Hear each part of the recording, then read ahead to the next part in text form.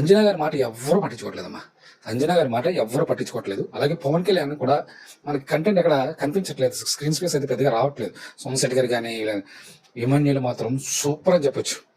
ఇమాన్యుయల్ మర్యాద మనీష్ గారి దగ్గరికి వెళ్ళి ఫీల్ అవ్వకు, నీకు ఎందుకు ఇలాంటివన్నీ కామను, ఇంకా స్ట్రాంగ్గా ఉండాలి, ఇలాంటి మాటలు మాట్లాడుకు, చాలా స్ట్రాంగ్గా ఉండాలి అని చెప్పే విధానం మాత్రం నాకు సూపర్ నచ్చింది అనమాట. లాస్ట్ టైం బిగ్ బాస్ BB4లో అవినాష్ ఎన్ని రోజులైతే ఉన్నాడో అంతకంటే ఎక్కువే ఈయన ఉంటాడేమో అనిపిస్తుంది నాకైతే. ఇమాన్యుయల్ నెక్స్ట్ నామినేషన్ పాయింట్లోకి వెళ్ళిపోతారు. నామినేషన్ పాయింట్లోకి వెళ్ళిన తర్వాత అక్కడ జరిగింది ఏంటంటే తనుజా గారు స్టార్ట్ చేస్తారు హరీష్ గారి గురించే. ఫస్ట్ వీక్లో మీరు చేసిన మీ ప్రవర్తన నాకు నచ్చలేదు అని చెప్తారు.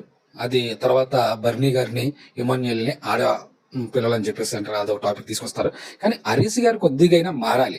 తను ఏదైనా ప్రశ్నిస్తే ఏదో ఒక విధంగా అవతల వాళ్ళని కన్విన్స్ చేసేయాలని చెప్పి ఆర్గ్యూ చేస్తున్నారు తప్ప పాయింట్ టు పాయింట్ హరీష్ గారి దగ్గర లేదు. ఇది మాత్రం ఏ రోజుకైనా అంటే హరీష్ గారు నేను జెన్యూన్, నేను ఇలాగే